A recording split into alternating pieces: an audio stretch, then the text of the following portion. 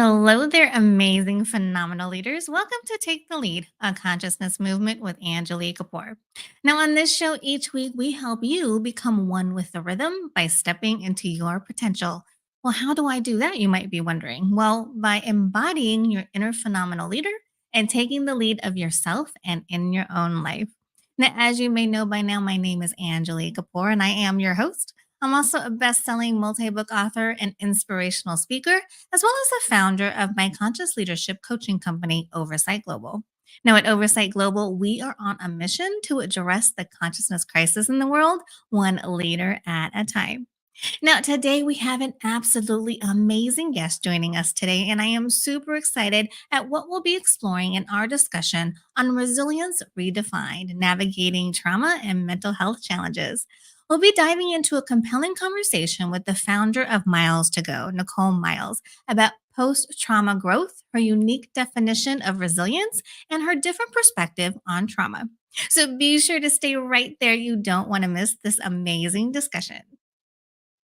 Now, you may remember that a couple of weeks ago, we had a guest, executive function coach Fazia Costi, on the show who shared her knowledge and insights with us on the critical role of executive functioning skills in everyday life. Now, during our discussion, she mentioned that she also is the editor in chief of her magazine, Executive Function Magazine, which Fazia invited me to contribute to monthly last year. Well, I'm excited to share that my latest article, which is titled It Really Is Just Like in the Movies Become the Hero of Your Own Story, is in the August edition, which is out now. Now, in this article, I cover discovering how you can apply the timeless hero's journey concept to your own life step by step to start making your story one worth telling. So be sure to go to the link that's on your screen now to take a read of that article, which starts on page 32.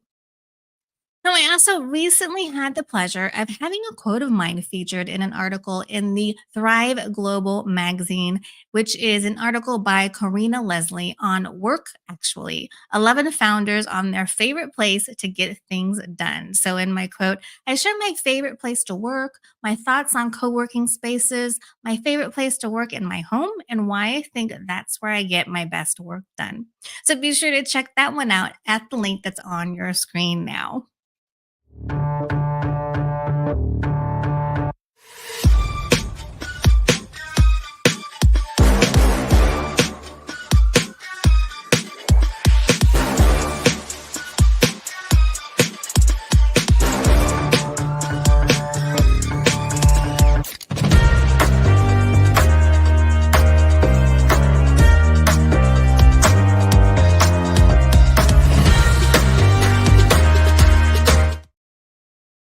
All right. Now, as you know, because I've been talking about it for weeks now, I am super excited because the latest book that I am a part of, Jim Britt's Cracking the Rich Code, launched a couple of months ago now in mid June, and it became a number one international bestseller in less than a day. Now, I am super honored and privileged to be a featured co author with 20 other top entrepreneurs and success strategists, along with Jim Britt himself, who is one of the world's top influencers, coaches, and speakers. The book is endorsed by none other than the great Tony Robbins, and the foreword is written by legendary Brian Tracy. So, media outlets NBC, ABC, Fox, and CBS News have all run stories on their websites about the book and its launch. So, be sure to go to our website, oversightglobal.com. Scroll down a bit on that homepage to find the book purchase link. You can also click on the QR code that's on the bottom right of your screen now to go directly to be able to purchase that book as well. So trust me, you will absolutely love this book. My chapter is chapter 6, by the way.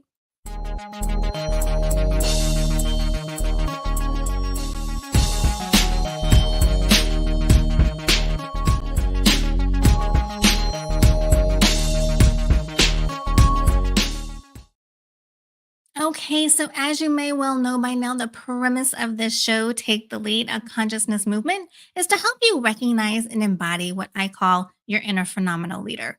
That is your true, authentic self that you are truly meant to be. Now, to help you uncover the power that you have within to step into your potential and contribute to the world as only you uniquely can. To do this in a fun way on this show, we look at the parallels of couple dancing, like salsa and ballroom dancing, with the leadership development concepts that we talk about to help you become the leader of yourself and in your own life. Now, like I mentioned, today we're going to be discussing and exploring resilience and healing and learning about trauma informed approaches, post trauma growth, and our guest's unique take on trauma as well as resilience. So, salsa, ballroom, and couple dancing offer a compelling metaphor for leadership, especially in the context of post trauma growth and a new perspective on trauma. Just as dance partners must cultivate trust and seamless communication to move gracefully together, effective leaders need these qualities to guide their teams through challenges. In both dance and leadership, resilience is key. Dancers often face missteps and must adapt quickly, much like leaders who navigate setbacks and inspire recovery. This dynamic interplay fosters a healing journey as individuals learn to trust themselves and others again, embrace vulnerability, and find strength in synchronized movement. Through the rhythm and flow of dance, participants can explore their emotions and rebuild confidence, mirroring the transformative process of overcoming trauma and emerging with a renewed leadership insight. And with that, what are your thoughts or questions on our monologue today? Let us know by emailing us at admin@oversightglobal.com.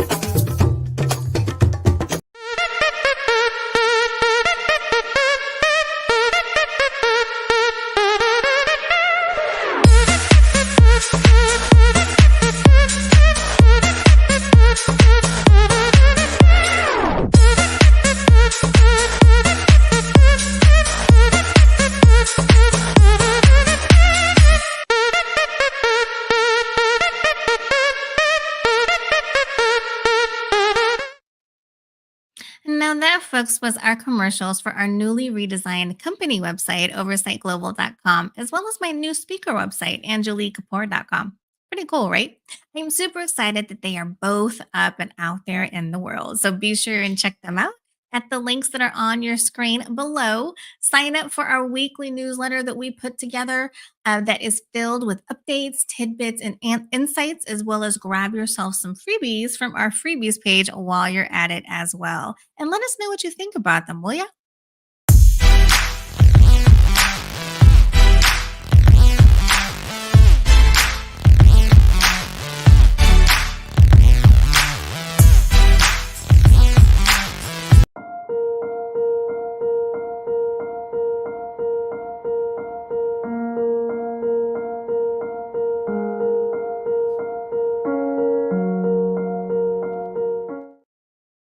Okay, so let's get to our guest spotlight for this evening. So, Nichole Myles, who is the founder of MylestoGo, is a seasoned expert in education, nonprofits, and leadership, drawing on her personal resilience as a domestic violence survivor. With a master's in IO psychology and certifications in trauma resilience, DEI, and integrated behavioral health, she inspires wellness through storytelling and creativity. Nicole specializes in post traumatic growth, self care, and trauma informed approaches, offering tools to transform trauma into growth. She also runs Nikki Scribbles, creating accessible art, and has authored a children's book. Her TEDx talk has been viewed over 90,000 times, and her work empowers clients to transition from survivorship to thrivership. Now, today, Nicole is here to help us explore post trauma growth as well as the different take on resilience and trauma. Now, from phenomenal leaders, without further ado, please help me welcome to the show the fabulous Nichole Myles. Nicole, thank you so much for being here today. I can't tell you how excited I am for our conversation. Oh, it's great to be here, Angeline. Congratulations on all these wonderful things happening for you. Oh, thank you so much. Now, before we get started and before I forget, We will be periodically displaying Nicole's contact information and social media platforms. So if at any time you feel called to check out more information about what she does and how she might be able to help you, be sure to go to those platforms, follow her, and connect with her. So I know that I kind of explained a little bit about what you do and what we'll be talking about today, but I'm sure people are kind of wondering, how did you become an expert in that area? And I know that, we have talked before. And so I know it's a pretty traumatic thing that happened to you. So, kind of briefly without getting into dark details, can you just let people know how you did that? Right. Well, I think like most of us that end up in any kind of human services field, we get there because we've had personal connection Mhm. to the topic. And so you mentioned I am a domestic abuse survivor. I had a very sort of apex moment when I was suggested by police that I needed to go into hiding and leave the area. I was 8 months pregnant with my third child. Mhm. And that ended up resulting in a complete career shift for me. I had to go into hiding. I lived in shelters for 14 months and had to reinvent myself on the other side of that. And so, what I really like to focus on isn't so much those really dark moments, but what Mhm. happened afterwards and how I was able to rebuild because there was no guide. And so, the call to come into this really was that there wasn't a guide. Mhm. So I did get a master's in organizational psychology because I think community mental health is really important. I'm a Right. certified integrated behavioral health practitioner, and I'm currently now getting my doctorate in mental health counseling as well. So I think it's really important to have, yes, personal experience so that I can really relate to folks, but also high levels of expertise so that I can Mhm. help really unpack how these things can work for us. Yeah, exactly, exactly. Congratulations on going for your doctorate. I know you're super busy, so I have no idea how you're doing that, but good for you. It's really, it quite literally is a labor of love. It's a lifelong goal. So I think it's really important that we keep those things on the horizon too, especially when we're having tough times. Thinking about a future that looks very different for us is really important. Exactly, exactly. So let's go ahead and start talking about trauma because you and I have talked about kind of this hierarchy of trauma that exists. And I think that that kind of changes people's perspective of how they should respond to somebody having gone through a trauma. I shared my story that I had gotten laid off. And for me, that was very highly traumatic. But when I was trying to get on these podcasts that were grief and trauma related, they would kind of turn their nose at me and be like, well, that's not very traumatic. No way. We don't want to talk about that. So, what I know that you kind of have an interesting take on that hierarchy of trauma. So, can you kind of share that with us? Absolutely. I think that those kinds of experiences are so common and also so unfortunate Mm, because trauma in the brain and in the body doesn't have a hierarchy. It right. affects us exactly the same inside our bodies, no matter what that particular trigger was. Hmm. And trauma hierarchy and trauma drama Yeah. is really popular in our culture right now. This like the darker and scarier and more lifetime movie-esque your story is, the more likely we are interested to hear it on the one end. And on the other end, we're sort of being very dismissive about this word trauma. We're throwing it around for no good reason. Uh, Hmm. at the same time. And so, what I like to tell folks about trauma for themselves, and if you're having that moment of thinking, like, have I experienced a trauma? First of all, if that's your thought, the answer is probably yes. Hmm. But I tell folks, I categorize trauma is the hard thing that isn't done being heard yet. Mm, Okay? yeah, I love that. Because what trauma does to us is it keeps coming back. It keeps coming back. It comes into our bodies, it comes into our minds, it comes into our thoughts, it comes into the way we lead, the way we interact with people all of the time. And I say it's because this is a hard thing. Something has happened and it's not done with you yet. Hmm. You've got more work to do in that space. And so, whether that is a job loss or a car accident or a chronic illness, there are all kinds of things out there that can set off this pattern of trauma because our brains, while very, very bright in many ways, are not super uh, introspective and they don't have great perspective Mhm. on what they have no trauma hierarchy. Your brain has no trauma Right. hierarchy. The part of your brain that's working in a trauma understands one thing and one thing only, and that is keep you surviving. Mhm. And so it is interpreting whatever has happened as a threat to you, to your well-being, potentially to your life, and it's going to behave accordingly. Mhm. And it really doesn't matter what that thing is. The other big secret we don't tell people is we don't know why one thing is a trauma for somebody and not for somebody else. There's Right. no real neurocognitive explanation for that. There's no reason Mhm. why some folks go off to war and come back fine, and some folks go off to war and come back completely undone. Right. There's no reason why that 30-car pileup in the winter in Minnesota resulted in 5 people with post-traumatic stress disorder and 25 people who are fine. Right.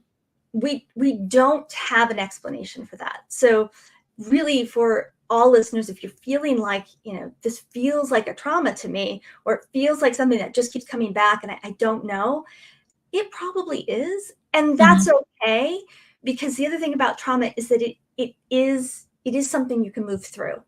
It is Right. something that you can learn from and with, Mhm. if processed properly. But you can't process it properly if you're too busy deciding whether or not it's there and legitimate for you. Exactly, exactly. And I think that was kind of my biggest, message to people out there in regards to trauma is kind of like what you said is like, if you're feeling like it's a trauma, then for you it's a trauma. And don't let anybody else tell you differently because you were the one experiencing it. So I mean, I've talked to a number of people who have been through, a little traumas that people told them, "Oh, that's not a big deal, get over it." And so they really didn't properly process that trauma, and I mean, it's been bothering them for decades. Whereas if Absolutely. they just would have, kind of listened to themselves and said, okay, it might be small for somebody else, but this is an actual trauma to me. Let me process this properly so that I can heal and move forward. Whereas instead of remaining, stuck because they listened to somebody who told them, oh, it's not a big deal. Don't worry about it. Right. And there's this, there's this crazy mosaic we're really learning about in trauma, where we're also talking about things like generational traumas. So Right. that little thing may on the surface appear for you to be a little thing, but it may be unearthing in you this whole series of, for somebody, I would take someone like you, so that this job loss, the act of the job loss, that's not actually the trauma. What's going on Hmm. in your body is saying, like, we are unstable now. We are unsafe. There are things I don't know what's next. I don't know what to do. I have to survive. I have to figure this out. And I Hmm. don't have the answer. That unsettling inside ourselves is really what's sparking that whole Right. event for us. Hmm. And so it is so important. And I also think a lot of people who do this very dismissive, it's not a big deal. That's a little thing. You should get over it by Hmm. now, are quite frankly most often the people that you have to walk on eggshells around. Right. Yeah. Guaranteed, right? If you know that you can't say anything about that tough moment at the Sunday dinner table because Uncle so and so is over and he is going to dismiss you. He's also the guy that somebody said, okay, now don't tell Uncle Bob about this because, he doesn't handle those things well. Like, this is the guy that's living in a state of trauma who just doesn't want That's to true. admit Yeah. it. So I really think it's important to be compassionate with ourselves and compassionate with each other Hmm. to help get us through these things and understand that trauma is a normal human experience. And, not all traumas are uh, equally accessed by folks, of course, and Right. thank goodness for that, right? Um, Hmm. and not all trauma is sort of equal in that respect, but trauma itself is a human experience. Right. It is Exactly. something we go through as humans. And so we really need to be kinder to each other about Yeah. how we're doing that and how we're acknowledging that. And certainly for leaders, the people around you, if they're going through trauma, neurobiologically, they can't do the things you need them to do. They can't be the productive, creative, incredible workers you need them to be. They can't be your partners. They can't be good parents. They can't do those things because neurobiologically, their brain is doing one thing and one thing only, and it's surviving.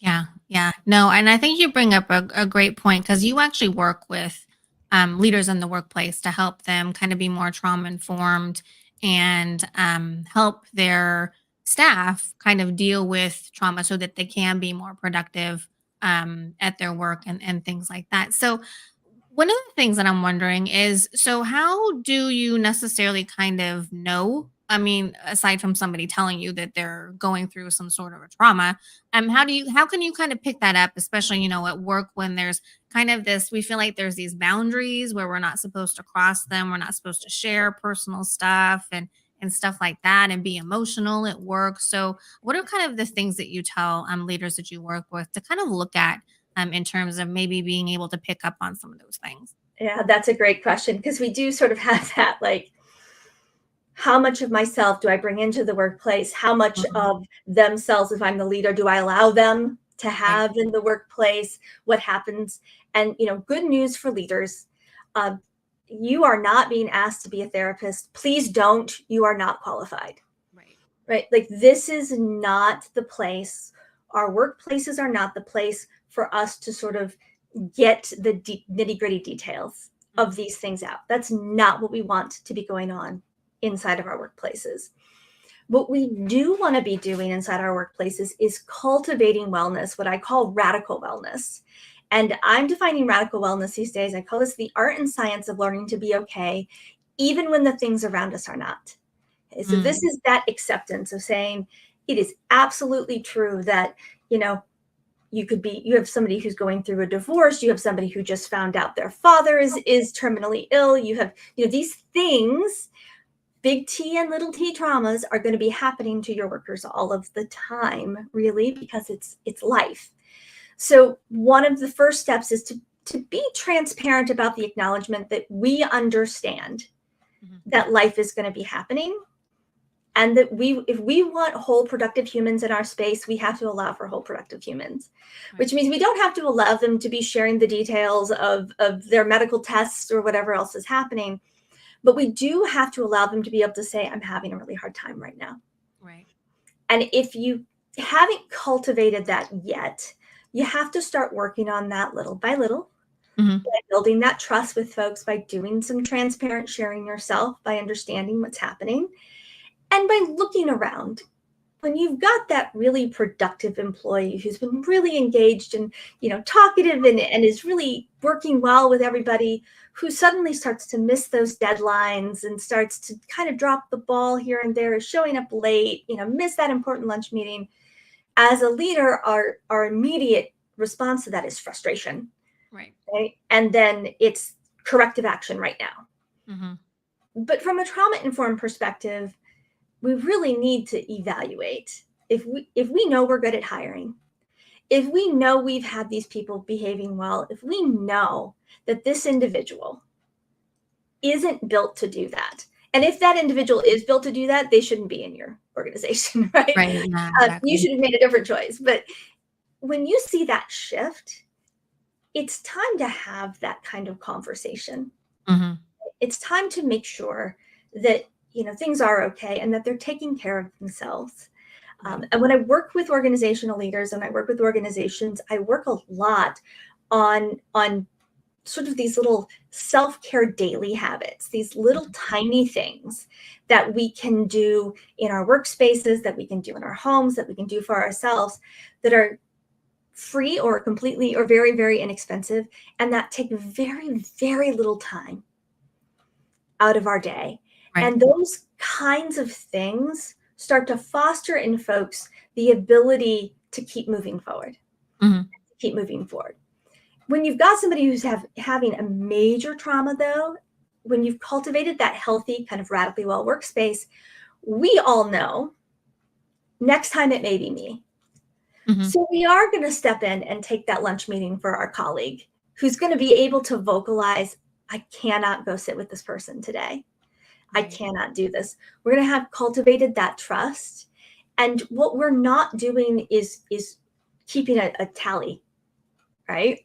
Mhm. If you're the leader, you do have to be aware because, of course, somebody right now is going, I have this employee and they're going to have a chronic event all of the time. Mhm. Well, that's not a mental health problem. That's a workplace behavior problem. And you have to separate those things. Right. If you are avoiding wellness activities, if you are avoiding wellness meetings with your staff, if you are avoiding having these conversations because you're worried about the one, two of your 20, 30, 100 employees that are going to take advantage of this, your issue is with those one or two, and you need to think about the other 98 Mhm. because Right. they're the ones that you really, really want to make sure are getting what they need. Mhm. And these do have to be self-directed. It's really important for leaders to understand that the kind of wellness that we need that works for us uniquely works for us, right? Right. Just like those unique trauma experiences happen. And you mentioned the dancing, all dance partners, even if everybody's doing the salsa, it looks a little different for every cult, Exactly. Yeah. for every dancer, because it's about us, right? It's about that unique. So jeans and dogs Fridays, Mhm. or foosball tables and beer. Maybe this is a great cultural thing for some of your folks, but it very well may not be the answer Right. for others. And so rather than trying to kind of lay a big wellness blanket over everybody, right, everybody gets a Mhm. yoga membership now or whatever it is, you've got to instead trust your people Mhm. and empower them to be able to think about and learn the techniques. These are some of the things I teach. I teach techniques for learning to listen to ourselves, to our own inner wisdom about Mhm. what we need, how we need to do that, and then trust your people enough to know they want to be good. We want to be good leaders, whether we are, in the middle of the pack of we've just started our new company, if we're at the height and we're managing, we want to show up. Nobody wants to show up and, cause the bottom line to go down. Nobody wants to show up and undo that huge presentation you've all been working on for 6 months. Nobody wants that to happen. Mhm. So we really have to kind of start to cultivate that sense of trust that we all want the right things and we're going to help each other out in Mhm. learning to do this. And there's some really wonderful techniques I can work with folks on to help them put that into their companies and structures. Even independent entrepreneurs need this stuff Yeah. for themselves, so that you can have those high levels of productivity and wellness. There's nothing you're going to do that's more expensive as a leader than hire somebody. So you do not want to be losing your good people because you didn't take care of them. Exactly, exactly. Yeah, I mean, there's so many things that you touched on there while you were going through that. I mean, as you're saying, self-care. That I know that's kind of a taboo word, and people are like self-care. Right. What is that? But I've really learned, especially being in the workplace and being a workplace leader, that if I don't take care of myself first, even though initially, from my perspective at the time, that was kind of being selfish, but then I quickly found out that I need to be at my best in order for me to give my best to everybody else, those people that I'm taking care of, that I'm responsible for and serving. So it's really a mindset shift in realizing that self care is not selfish, but it's selfless. And if It you want really to, yeah, if you want to continue to, give your people your best, which most of us do, then you need to start taking care of yourself first, so that you can do that. And really being a role model, and really ultimately what I learned from being a leader in the workplace is it's really about the human experience, remembering that we are all human and we're all going through these experiences, individually as well as together. And I know that being a leader in the workplace, sometimes you do kind of get jaded because it's all about the numbers and the reports and seeing the revenue go up, and answering to the guys in the top offices. But I know that, when I started to go through situations where I was having some problem behavior, the first thing that my director said was write them up, fire them, lay them off, but I was kind of like, again, we have no idea why this is happening. So it's really about becoming human, thinking about the human aspect of it, and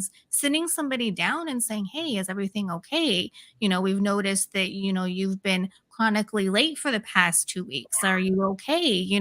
And when you do that, I mean, you find some interesting things. I mean, we tend to kind of create these stories in our heads and assume certain things from the little information that we know about people. But when you really kind of open up and, kind of create this relationship with people, you find out that, there are bigger things happening that you're not aware of. And so really just kind of keeping that in mind that, it's life. We're all living life. And so you can't, punish somebody for having a hard time in this, particular season of their life. Right. And if you cultivate from the beginning, if you start tomorrow cultivating that trust, what happens is that they don't become chronically late for 2 weeks. The first Exactly. time Yeah. this happens and they realize that because they've had this shift in their life, it's causing them to have a hard time getting to work on time, they're going to come to you right away. Hmm. And they're going to say, I have this thing going on. They're not going to give you all these details, and you don't have to go into how Exactly. this is all happening, but you're going to be able to work together to solve that. Right? We've moved and we're having this problem with our transportation, or there's a child that needs to get dropped off at school, or whatever is happening. And you can start to problem solve these things together Hmm. so that the traumas don't kind of pile on each other, right? If Exactly. you've got one trauma that's happening, or you've got this big shift that's starting to cause a rift, maybe there wasn't going to be a traumatic moment in that, but now there is, because now suddenly they're chronically late and they're getting called into the office and coworkers are getting frustrated with them. And now that's all starting to pile up Exactly. into something else. And so you really can avoid some of that by cultivating these environments where we do take care of each other, Hmm. and where we can say, this is what's going on, and there's been this shift. And then later on, as those things get resolved, what's really interesting also is that there is wisdom that comes out of those hard moments. There's really amazing perspective and wisdom that comes from those unique human experiences that often can find their ways applied into our workplaces in, Exactly. in ways we never thought about before. And so if you are allowing space for those tough moments, you are also actually allowing an opportunity for great growth later, Hmm. because they're going to take that wisdom forward and they're going to give it to you. They're going to Exactly. give it to your company. They're going to give it to your idea. And it can be a really excellent synergistic system for us. I mean, work is a place we spend, many people, especially in the United States, spend more time at work than they do We do at anywhere home. else. Yes, it's the place Exactly. we spend most of our time. So we have to let go of these kind of age old, and look, if you're a manager, I'm Gen X, my managers were boomers or beyond, Hmm. and they were from a generation who their managers were from a generation where you did not bring yourself to work. That was not a thing. You Hmm. checked all of that at the door. Right. There was none of the kinds of behaviors we see happening in work. They were also, you know, absurdly homogeneous situations. And I tell people, organizational psychology from that perspective, it's a less than 200-year-old field, because beyond that, we were just apprentices in our dad's black shop smith or the Right. farm or what, and you and I weren't even that, right? Yes. We were married off and doing, so there was no space Hmm. for a lot of these things that we worked on, that we're trying to evolve from, and we're trying to evolve really fast because work is evolving really fast. Right. And it's not, we can't excuse and accept those old things, but I think we have to be aware of Hmm. understanding that it isn't that long ago. I am Gen X. The year I was born is the first year a woman couldn't, no, the year I was born, you still could be fired for being pregnant as a woman. Oh, wow. So, these kinds of things, this movement forward, if you really think about that, um, Hmm. is rapid.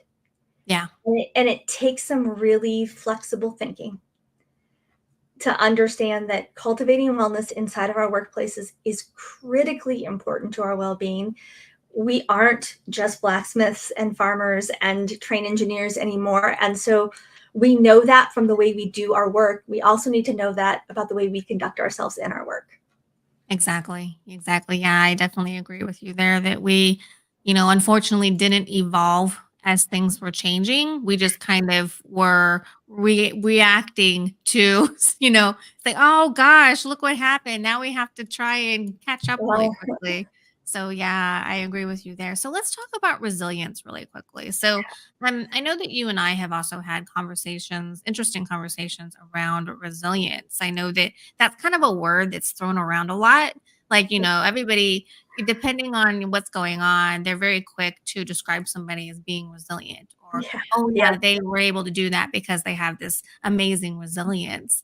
But I mean, I love how you explain resilience with the water and the boat. So, yeah, can you yeah, kind of, give us your take on yeah, resilience sure. and what you've kind of found? Yeah, yeah. The dogma around resilience is really difficult these days. Um, One, to be clear, we do all need resilience, but resilience is not. It is not something that you are born with or not. Right? This is a skill you can learn. This is a skill you can learn, and there are good ways and bad ways to do it. What I tell people about resilience, though, is that how this works is you can picture yourself on a boat. Can't make this fit into the dancing metaphor, so we're gonna have to stick with my boat. Right. You're on the boat, and you're sailing along, and you've got all the people around you, and you fall off the Mhm, boat and into the water. Your first instinct, of course, is to swim to the surface, even if you don't know how to swim, mhm, right? And this is where your tools come in. Maybe you've had swimming lessons, maybe you had a life jacket on, or maybe neither of those things are true. And it doesn't matter because your human instinct is, I am not a fish. I do not belong in this water. Get to the surface. And you will do whatever you have to do to get to the surface. If you do, and we're all just going to play along. Yes, we've all gotten to the surface, whether we can swim or had our life jackets in, we've all gotten to the surface. That's fantastic. That's the act of resilience, right? The trauma happened. You fell off the boat. You didn't expect to fall off the boat. You didn't come on the boat to fall off the boat, but you fell off the boat. So you've had your trauma and you've responded with resilience. You've rebounded and you've gotten to the surface. Wonderful. You are not a fish. You are still in the water. mhm. I think this is a critical wrong that we are getting in our workplaces, in our communities, where we're calling somebody resilient. And so we are wiping our hands of them. We are congratulating ourselves for their life-saving skills That's true. and then letting them go. You see this in communities, right? There's no such thing as an affluent community that's called resilient. It Mhm, is always a struggling, marginalized community that is called resilient mhm. by people who are not living in that community. True. And what they are doing is congratulating themselves for those people getting to the surface of the water. But the boat is gone. The boat is gone and they don't belong in the water. Mhm. You don't belong in the water. So resilience is critical, right? Because you're going to drown without it. Right. And you can build skills to get you to the surface better and stay better. All of that is true. But that is the beginning of your journey. It is not the end of your journey. It Mhm. is absolutely not the end of your journey. And what we have to do from a workplace perspective, from a leadership perspective, from an inner work perspective, from a macro community perspective, we've got to get people out of the water. Right. And I think too often we're leaving people in the water. We're watching this happen. We are watching that coworker go through that terrible divorce, go through that mess, have to rebuild their entire life, struggle and still show up, be exhausted, lose some productivity, but really be working themselves to the bone. And then we're congratulating them, Mhm. but we're not doing anything about Right. it. And when she burns out in 6 months, we go, oh, not leadership material, not really ready for that promotion. Well, that's not true. We left her Mhm. in the water. We Right. left her in the water. And so I want folks to understand resilience is really important. It is also different from self-care. Self-care is making sure that you can stay on the boat. Mhm. Right? It's the little things that you do It's wearing the right shoes so that you don't slip in the first place. It's, self-care is those little things that you do along the way to stay on the boat. Resilience is that response to the trauma, to falling in the Right. water. But post-traumatic growth is getting out of the water. It's getting to the shore or back on the boat or on a new boat, right? The possibilities are kind of a little limitless for you at that moment, right? Mhm. There's this obviously great tragedy or trauma that's happened. You've fallen off the boat you were on, but there's also opportunity. And Right. that's really what's important with post-traumatic growth is that now you do have choices, but one of those choices should not be stay in the water. Right. Right. Exactly. Exactly. Yeah. Thank you for that. I love that metaphor because I think it really speaks to, a lot of situations where, because somebody has suffered some sort of a trauma and because they have been resilient and gotten themselves out of the water, we all kind of have this perspective of, oh, they got themselves out, so they're fine. But Right. it's kinda like with a chronic, health condition, like I have a couple of chronic health conditions that people are aware of. They never ask me how my migraines are. They never ask me, "How is your autoimmune arthritis?" Because I've been able to be okay so far with that on my own, but I still have that. It's ongoing, but nobody ever asked me how I'm doing. And Right. so Right. I think that's a great point that you make that even though I've gotten myself out of the water, I still wanna stay out of the water. I still need support and help to be able to do that. But I Right. think that our perspective on that is, "Oh, she got out. She's fine. I don't need to worry about it." Right. Right. And we're really, really good as a society at kind of like putting these false narratives out about Right. what this looks like, and then often using those narratives to kind of remove ourselves from the responsibility of behaving like humans, Mhm. of really behaving like a community should in the way we need to care for each other and the way we want to bring out the best Right. in everyone, right? We should want you to be on the boat with us. So therefore we should be doing what we need to do. And it's so funny because you've got little kids, little children. We go through this right away, right? Preschool, kindergarten, we really are big on teaching all of these skills about everybody learns things differently and everybody has some things they can do well and some things they can't. We take care of each other in the room and we help when we can help and we get help when we need help.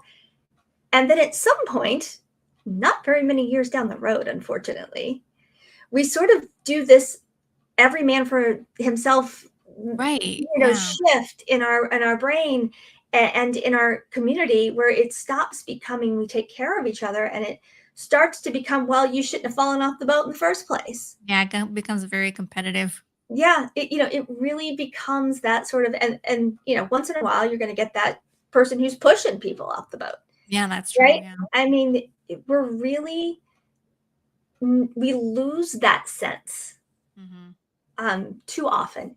And, I think you see some marvelous examples of this, though, in resurfacing in good ways uh, in things like sports, right? It was just the Oh, yeah. Olympics, right? It was one of my very favorite things that I could ridiculously watch over and over again or often these runners, the marathoners, these guys who somebody has tripped and fallen, they've hurt themselves or they've gotten near the finish line but now they've collapsed because this person, they have literally lost everything, including they can't even find their own resilience.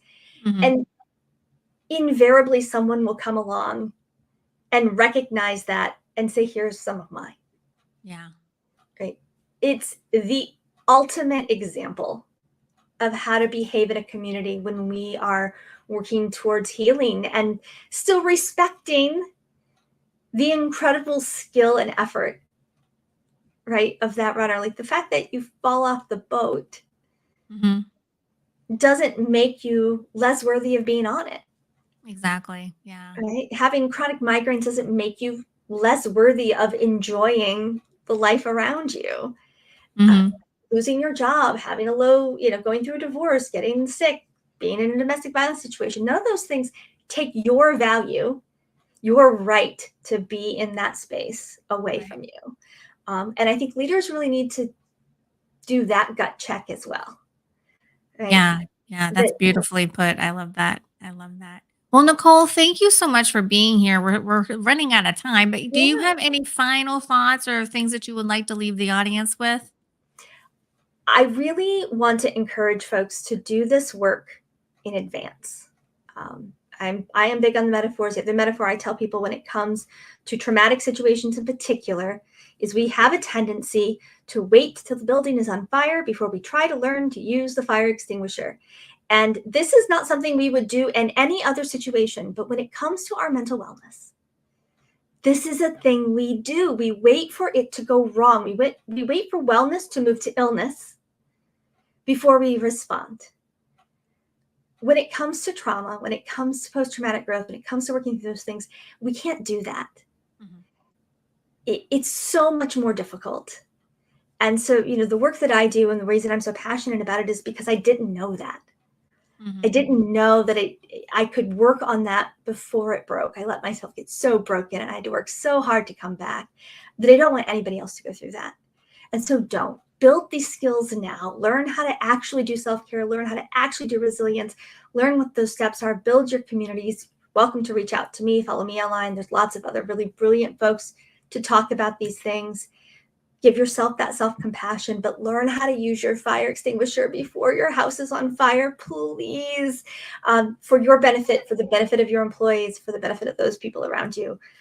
It will be one of the best things you do for yourself. that is amazing. Thank you so much. Beautifully put. Thank you so much, Nicole, for being here with us Oh, again and pleasure. sharing your knowledge and your insights. I really appreciate it. Thank you so much for having me, Angeline. Again, congratulations on everything. It was a pleasure to be here. Oh, thank you so much.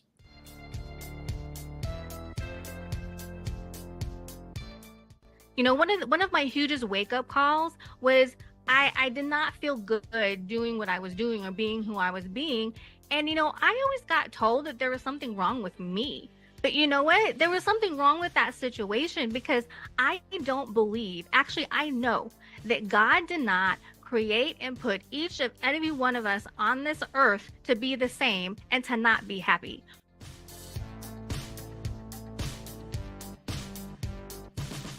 And when you're embodying your inner phenomenal leader, you are better equipped to deal with all those struggles coming your way.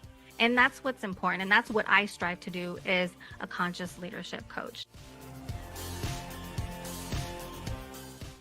is to help others recognize that you are meant for so much more. You are meant to be the leader of your life and of yourself. And you are, meant for greatness, to be extraordinary, and to have a life that you love. And that's why I love doing what I do. And that's why I know that everybody who is here, it's not a coincidence that you're here. I don't believe in coincidences. You're not here by accident. You did not randomly choose to come to this particular summit. You did not randomly choose to be present during this particular presentation. You were here for a reason.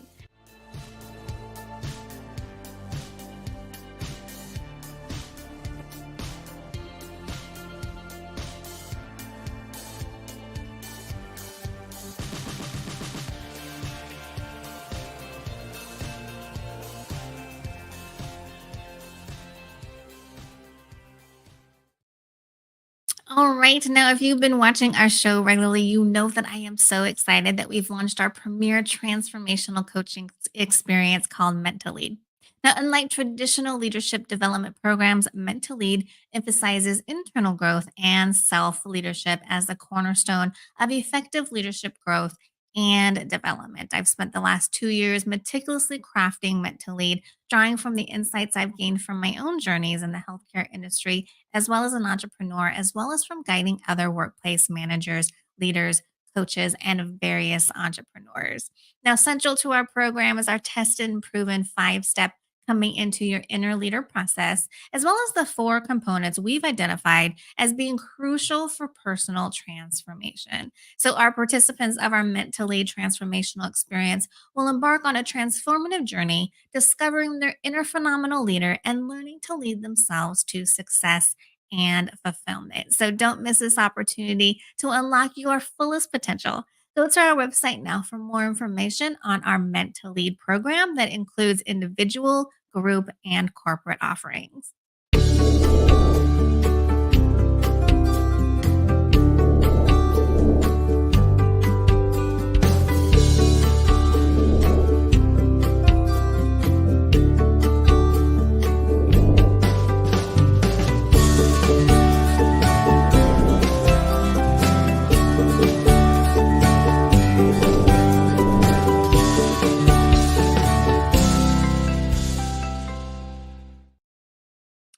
Would you guys like to go on a trip with us?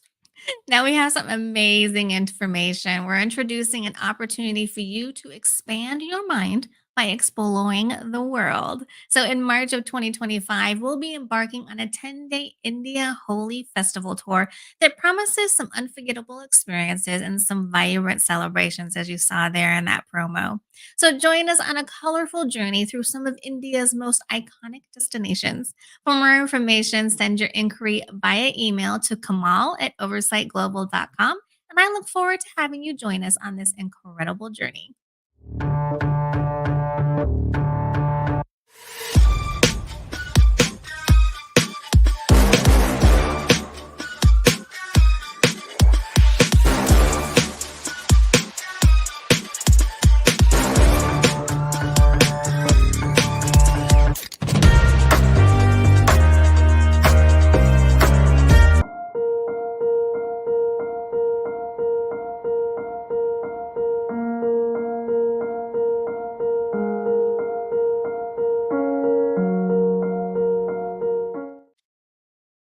And there you have it, beautiful souls, as this episode of Take the Lead, a consciousness movement with Angilie Kapoor comes to a close. I want to thank our guest, founder of MylestoGo, Nichole Myles, once again for joining us on the show today and for sharing her story, her incredible knowledge and insights with us on Resilience Redefined, navigating trauma and mental health challenges. And also thank you, Bright Light, for being here with us today, too. Remember, like I always say, I don't believe in coincidences. And you, Bright Light, were meant to be here today to receive whatever message you were meant to receive from this episode. So keep showing up, keep loving on yourself, and keep making progress on your journey to becoming the phenomenal leader I know you truly are. Now, be sure to join me next week as we'll have another amazing guest on the show. I'm so excited that the money doctor himself, Ohan, will be here. We'll be discussing how to transform your money mindset and the realities of declining wages among young people, as well as some practical tips to break free from financial stress and build a prosperous future with confidence. So be sure to join me next week for our exploration on prosperity reimagined, shifting your money mindset. Trust me, it'll be another episode you won't want to miss. So be sure to set your reminders to be back here with me next Monday, August 26th at 6 p.m. Pacific time. All right, beautiful, phenomenal leader. Have a great week. Remember to grab a copy of my latest book if you haven't already, and I will see you next Monday. Take care. Coming up next week on Take the Lead, a consciousness movement, guest Ohan the Money Doctor is here to discuss Prosperity Reimagined, shifting your money mindset. Don't miss next week's episode on E360 TV.